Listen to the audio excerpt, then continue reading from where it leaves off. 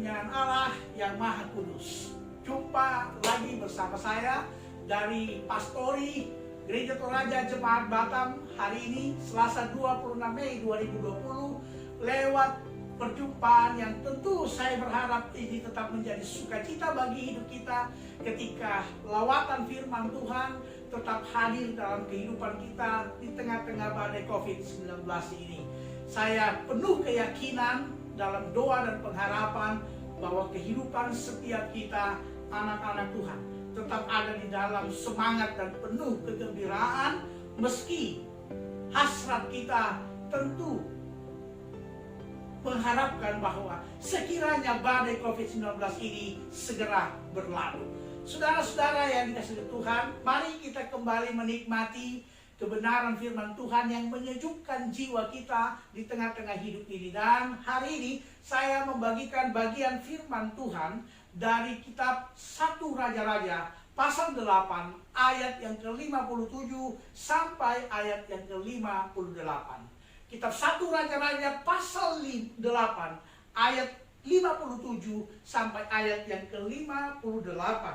Firman Tuhan berkata, kiranya Tuhan Allah kita menyertai kita sebagaimana Ia telah menyertai nenek moyang kita. Janganlah Ia meninggalkan kita dan janganlah Ia membuang kita.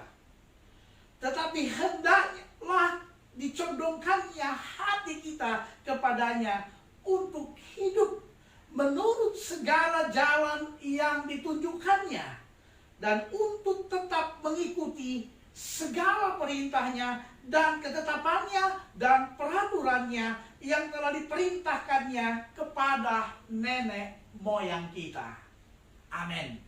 Saudara-saudara yang dikasihi oleh Tuhan, kita tengah bersiap sekarang ini untuk menghadapi sebuah tatanan kehidupan baru atau yang akhir-akhir ini.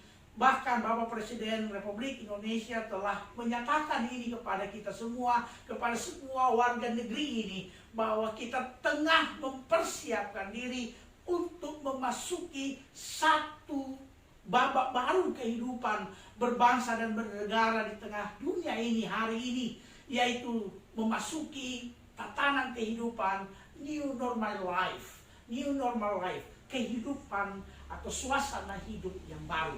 Saudara-saudara yang dikasihi Tuhan, beberapa waktu lalu saya sudah menekankan bahwa apapun yang kita tengah hadapi dalam hidup ini, sejarah perjalanan umat Allah telah menjadi bukti yang nyata bagi kekuatan iman kita bahwa apapun peradaban hidup yang harus dihadapi oleh umat Tuhan, keyakinan kita adalah Yesus Kristus, Tuhan kita, tidak pernah meninggalkan kita.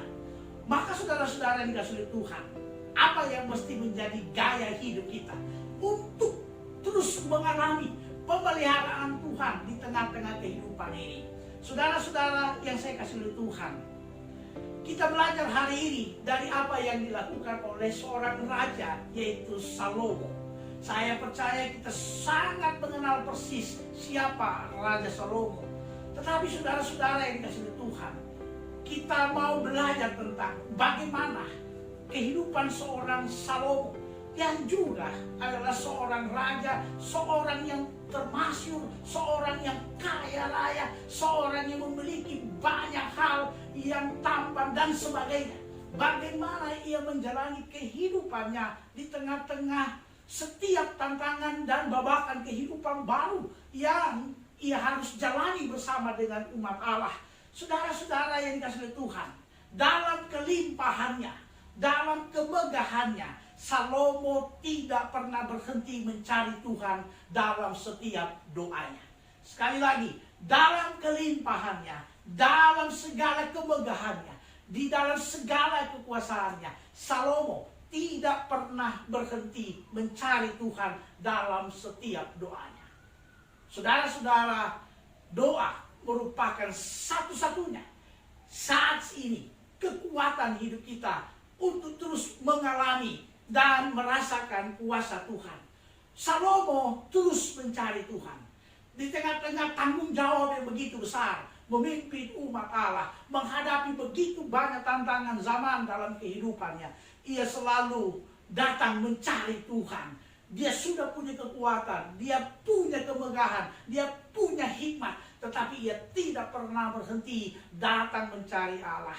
Mengapa? Apa tujuan Salomo mencari Allah? Di dalam setiap doanya, ia selalu mau terus-menerus mengalami penyertaan dan perkenaan Tuhan bagi hidupnya. Itu alasan Salomo yang pertama dalam pembacaan kita. Mengapa ia terus mencari Tuhan? Ia tidak mau kehilangan penyertaan Tuhan, dan ia tidak mau kehilangan perkenaan Tuhan dalam hidupnya. Karena tantangan hidup, karena waktu silih berganti, karena situasi hidup silih berganti, harus dihadapi, harus dijalani.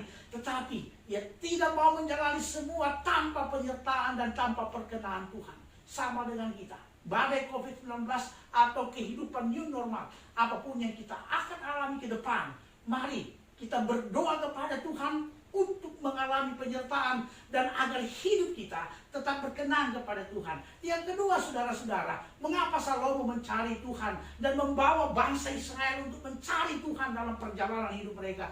Mereka menginginkan, Salomo merindukan hatinya terus condong kepada Tuhan untuk hidup menurut jalan-jalan Tuhan. Saudara-saudara, memang banyak hal yang rumit yang kita harus jalani di masa depan.